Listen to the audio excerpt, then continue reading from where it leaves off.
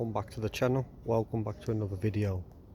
In this video I'm going to be quickly showing you where the LBD port is in a VW caddy.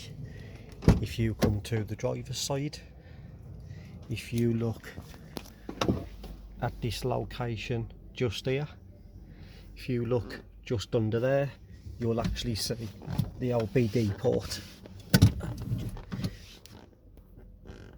So I'll just try and get under to show you, and if you look just there, there's your LBD port socket in a VW caddy. If this helped you out at all, please consider giving it a thumbs up, liking, sharing, subscribing to the channel for future videos. Don't forget to ring the notification bell for when I upload new videos as well.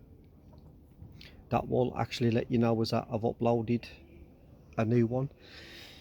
I'm actually going to be leaving it there now and stop waffling on, and until next time, I'll catch you in another one.